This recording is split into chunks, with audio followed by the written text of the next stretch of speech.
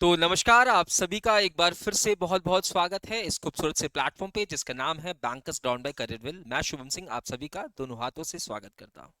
आज का सेशन बहुत ज्यादा खास होने वाला है, खास इसलिए क्योंकि आप लोगों का RRB exam approaching, RRB mains. और इस आरआरबी मेंस एग्जाम में एक या दो क्वेश्चन जरूर होंगे जो कि पूछे जाएंगे रीजनल रूरल बैंक के बारे में कि रीजनल रूरल बैंक क्या है, स्पॉन्सर बैंक क्या होते हैं, पहला रीजनल रूरल बैंक क्या है ना, कौन से बैंकों का एमलगमेशन हुआ। ये तमाम फैक्ट्स जो हैं आज के वीडियो में हम लोग जानने वाले हैं। फैक्ट्स को जानने से पहले ये समझ लेते हैं कि आरआरबी को स्टैब्लिश करने के पीछे मोटिव क्या था। भैया बैंक तो पहले थी, तो आरआरबी को क्यों बनाया गया ये समझने की कोशिश करते हैं। तो देखो, जब 1970s में भारत के अंदर बैंक तो बहुत थे, लेकिन इन बैंकों के ब्रांचेस ज्यादातर शहरों में थे, गांव में नहीं थे। लेकिन एक बात बताओ, किसी भी देश के लिए अगर किसी भी देश को आर्थिक विकास करना है, इकोनॉमिक ग्रोथ करना है, तो उसे हर एक पॉपुलेशन को, हर एक सिटीजन को बैंकिंग सिस्टम से जोड़ना पड़ेगा। बिना पॉपुलेशन को बैंकिंग सिस्टम से जोड़े इकोनॉमिक ग्रोथ तो पॉसिबल है नहीं। या आप गांव वालों को छोड़ दो, सिर्फ शहर वालों को बैंकिंग सिस्टम में जोड़ लो, इससे भी इकोनॉमिक ग्रोथ नहीं होगा। तो गांव वाले लोगों को बैंकिंग सिस्टम से जोड़ने के लिए ही आरआरबी को लाया गया था। और आरआरबी को लाने के लिए कमेटी बनाई गई थी जिसका नाम था नरसिम्हम कमेटी। और इसी कमेटी की रिकमेंडेशन से आरआरबीज को स्टैब्लिश किया गया। आरआरबीज के लिए आपके पास एक एक्ट है जिसे हम आरआरबी एक्ट ऑफ 1976 के नाम से जानते हैं, यानी कि ये वो कानून है जिसमें आरआरबीज के बारे में जिक्र किया गया है कि आरआरबी किस तरीके से किसके लिए काम करेगी। ठीक है, तो आरआरबीज को बनाया गया गांव वाले एरियाज के लिए, गांव की पॉपुलेशन को सर्व करने के लिए, उनको बैंकिंग सर्विसेज प्रोवाइड करने के लिए। ठीक है, अब 1975 में हुआ ये कि 5 आरआरबीज को बनाए गए। सबसे पहले 5 आरआरबीज को बनाए गए, जिसमें सबसे पहला आरआरबी था प्राथमा बैंक। इसके बारे में हम लोग आगे पढ़ेंगे। ठीक है, प्राथमा बैंक। ये प्राथमा बैंक जो है ये मुरादाबाद में बनाया गया, और मुरादाबाद कहां पे है? उत्तर प्रदेश में। ठीक है, उसके बाद 1975 से लेकर 1990s के बीच में, है ना, 190 से ज्यादा आरआरबीज को हमने फॉर्म किया। टोटल 196 आरआरबीज को हमने फॉर्म किया, है ना। तो 196 पहले 5 और अब 196 आरआरबीज को हमने बनाया। लेकिन आरआरबी को बनाया गया था किस लिए भाई? एक पर्टिकुलर एरिया को सर्व करने के लिए। और वो एरिया कौन सा था? गांव वाला था। गांव में लोग गरीब। तो भैया जो गांव के लोग थे, है ना, जो गांव के लोग थे वो लोन्स लेते थे, लेकिन ये लोन्स को वो वापस नहीं कर पाते थे, जिस वजह से आरआरबीज का जो नॉन परफॉर्मिंग एसेट है वो बढ़ गया, लॉस हो गया भाई। साथ ही साथ इन आरआरबी को कहा गया था कि आप एक पर्टिकुलर एरिया में ही काम करोगे, यानी कि इस एरिया के लोगों को ही बैंकिंग सर्विसेज दोगे। और ये एरिया डिसाइड करती थी government of India, state government and NABARD के रिकमेंडेशन से। तो जब एरिया ऑफ ऑपरेशन छोटा होगा तो एक्सपोजर कम मिलेगा, है ना। जब कस्टमर्स ज्यादा होते हैं तो प्रॉफिट ज्यादा हो सकता है। लेकिन यहाँ पे एरिया ऑफ ऑपरेशन कम था। साथ ही साथ ये लोग weaker section of the society को लोन देते थे, बैंकिंग सर्विसेज देते थे, जो कि लोन वापस नहीं कर पाते थे। तो हमने ये देखा कि भैया सारी की सारी आरआरबीज जो है वो क्या कर रही हैं? वो लॉस में जा रही है। जिसके बाद दो कमिटी बनाएगी, एक भंडारी कमेटी और एक बासु कमेटी, और एक बासु कमेटी। बासु कमेटी को बनाया गया 1995-96 में, और भंडारी कमेटी को 1994-95 में बनाया गया। और इस कमेटी ने बोला कि भैया नहीं, ऐसे तो काम नहीं चलेगा, आरआरबीज को रिकंस्ट्रक्ट करने की जरूरत है, इसके अंदर कुछ बदलाव लाने की जरूरत है। और इस कमेटी ने बोला कि भैया देखो, पहले तो area of operation in RRBs का सीमित नहीं रहना चाहिए। मतलब आरआरबीज जो है वो बड़े एरिया में काम कर सकती है, बड़े कस्टमर्स बेस के साथ काम कर सकती है। ये लोग सिर्फ उन्हीं को कम इंटरेस्ट पे लोन देंगे। अभी तक सबको दे रहे थे, लेकिन अब ये लोग उन्हीं लोगों को कम इंटरेस्ट पे लोन देंगे जो इनके प्रायोरिटी सेक्टर लेंडिंग क्राइटेरिया में आते हैं। तो कंसेशनल लोन जो है, कंसेशनल लोन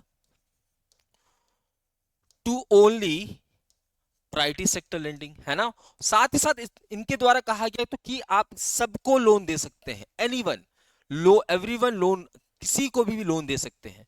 और फिर हमने देखा कि आरआरबी जो है वो अच्छा परफॉर्म करना शुरू कर देती है। ठीक है, उसके बाद एक कमेटी बनाई गई 2001 में। 2001 में कमेटी बनाई गई जिसका नाम है व्यास कमेटी। और इस कमेटी ने 2004 में ये सजेशन दिया कि भैया आरआरबीज को एमलगेमेट करने की जरूरत है, और आरआरबीज का जो एमलगेमेशन है वो 2005-6 से शुरू हो जाता है। हमने कितने आरआरबीज देखी थी? 196। प्रेजेंट में कितनी आरआरबी है? तो प्रेजेंट में 28 आरआरबी है। ये जो एमलगेमेशन हुआ है ये 4 अलग अलग फेजेस में हुआ है, 4 अलग अलग फेजेस में हुआ है, ठीक है। जो आखिरी फेज है यानी कि फोर्थ फेज है ना, इसमें 43 आरआरबीज हुआ करती थी, जिसको मर्ज करके 28 आरआरबी कर दिया गया है, और ये 28 आरआरबी भारत के 26 स्टेट्स और 2 यूनियन टेरिटरीज में देखने को मिलेगी। अच्छा, एग्जाम में क्वेश्चन पूछा जाता है कि वो कौन सी स्टेट है जहां पे आरआरबीज नहीं है, तो याद रखना 3 ऐसी स्टेट्स, एक हो जाएगा दिल्ली, एक हो जाएगा सिक्किम, एक हो जाएगा दिल्ली यूनियन टेरिटरी, और एक हो जाएगा गोवा। यहां पे आरआरबीज आपको नहीं देखने को मिलेगी, ठीक है। अब चलते हैं फैक्ट्स की तरफ। सो यहां पे एक चीज आपको मैं बता दूं, है ना, कि जब आरआरबीज को बनाया गया, है ना, जब ये आरआरबी का कॉन्सेप्ट दिया गया नरसिम्हम कमेटी के द्वारा, तो आरआरबी को चलाने के लिए जो जिम्मेदारी थी वो किसको दिया गया? तो भैया जिसके पास एक्सपीरियंस होगा। उस समय एक्सपीरियंस किसके पास था बैंक को चलाने का? बैंकों के पास, जो नेशनलाइज्ड बैंक थे। तो आरआरबीज को भी चलाने की जिम्मेदारी किसको दी गई?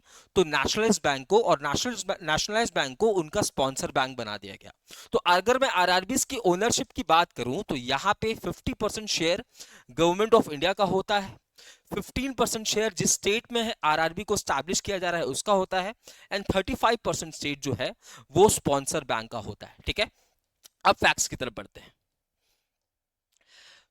यहां पे आप देखोगे 1 मई 2025 को जो चौथा फेज है एमलगमेशन का, चौथा फेज है, पहला फेज व्यास कमेटी के द्वारा, है ना, चौथा फेज है एमलगमेशन का, इसकी शुरुआत की गई, ठीक है। ये 1 मई 2025 से शुरू हो रहा है, ठीक है। टोटल 26 आरआरबीज को यहाँ पे एमलगमेट कर दिया गया है 11 स्टेट्स और यूनियन टेरिटरीज के अंदर, जिसमें 10 स्टेट्स है और एक Jammu and Kashmir union territory है। तो अब 43 से आरआरबीज घट के कितने हो गए भाई? 28 हो गए। ये 28 आरआरबीज भारत के 26 स्टेट्स और 2 यूनियन टेरिटरीज में देखने को मिलेंगे, और भारत के 700 डिस्ट्रिक्ट्स के अंदर ये आपको फैले हुए नजर आएंगे। अब एमलगमेशन इसलिए हो रहा है ताकि बेटर एडमिनिस्ट्रेशन किया जा सके, बेटर मैनेजमेंट किया जा सके, है ना, और एफिशिएंसी को इंप्रूव किया जा सके। अब किसका किसका कहां कहां एमलगमेशन हुआ है एग्जाम के पॉइंट ऑफ व्यू से, ये भी बहुत ज्यादा इंपॉर्टेंट है। तो देखते हैं भैया, जो Chaitanya Godavari GB plus Andhra Pragathi GB plus Saptagiri GB plus Andhra Pradesh Grameena Vikas bank, है ना, ये मर्ज होके क्या बन गई है? आंध्र प्रदेश ग्रामीण बैंक बन गई है। कहां पे भैया? आंध्र प्रदेश के अंदर। इसका स्पॉन्सर बैंक कौन है? Union bank.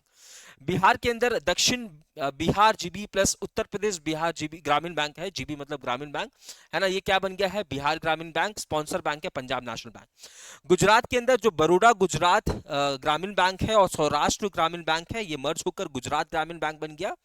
इसका स्पॉन्सर बैंक है bank of Baroda. Sponsor bank का शेयर कितना होता है? 35%, ठीक है।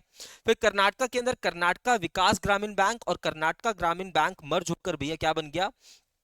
कर्नाटका ग्रामीण बैंक बन गया, ठीक है।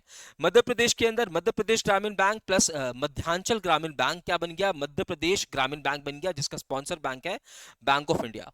5 और हो गए।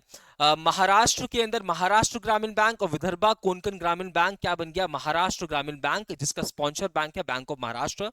उड़ीसा के अंदर उड़ीसा ग्राम्य बैंक और उत्कल ग्रामीण बैंक क्या बन गया? उड़ीसा ग्रामीण बैंक।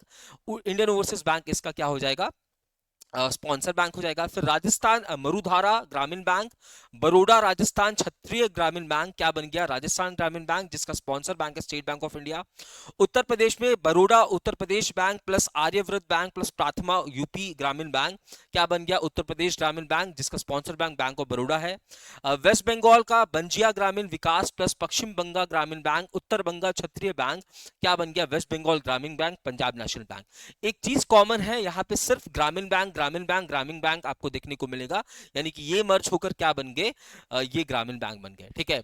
उसके बाद प्रायोरिटी सेक्टर लेंडिंग की बात करते हैं। मैंने आपको बताया कि आरआरबीज को कहा गया है कि भैया आप उन्हीं को सस्ते इंटरेस्ट रेट पे लोन दोगे, या जो कि क्या है, जो कि आपके प्रायोरिटी सेक्टर लेंडिंग टारगेट के अंदर आते हैं, ठीक है। तो आरआरबीज के लिए प्रायोरिटी सेक्टर लेंडिंग टारगेट क्या है? तो पूरे लोन का, है ना, पूरे लोन का 75%, पूरे लोन का 75% भैया उसका प्राइवेट सेक्टर लेंडिंग जो है ना। तो overall private sector lending target इसका क्या है भैया, 75%। यानी कि अगर 100 रुपए उधार दे रहा है तो 75 रुपए उधार किसको देगा, तो गांव वाले इलाकों में, weaker section of the society को, एग्रीकल्चर वाले लोगों को, स्मॉल एमएसएमईज को, इनको देगा। ठीक है, अगर मैं इन्हें बांट दूं तो एग्रीकल्चर को ये 18% देगा, स्मॉल एंड मार्जिनल फार्मर्स को 10%, माइक्रो इंटरप्राइजेस को 7.5%, वीकर सेक्शंस को 15%। एग्जाम में क्वेश्चन पूछा जा सकता है कि भैया आरआरबीज का वीकर सेक्शन का प्राइवेट सेक्टर लेंडिंग टारगेट क्या है, तो आप बोलोगे 15%।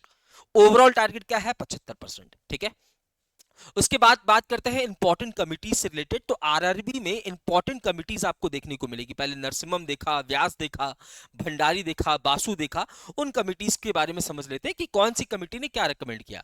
तो आरआरबीज को रिकंस्ट्रक्ट करने के लिए जो सुझाव दिया गया था वो बासु और भंडारी कमेटी के द्वारा दिया गया था।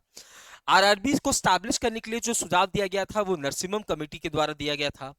कंसोलिडेट आरआरबीज को एमलगमेट करने का सुझाव व्यास कमेटी के द्वारा दिया गया था। और आरआरबीज का एमलगमेशन स्पॉन्सर बैंक के साथ करने का सुझाव खुसरो कमेटी के द्वारा दिया गया था। तो एग्जाम में ऐसे भी क्वेश्चंस पूछे जा सकते हैं कि भैया आरआरबीज के एमलगमेशन का सुझाव स्पॉन्सर बैंक के साथ ये किसने दिया, खुसरो।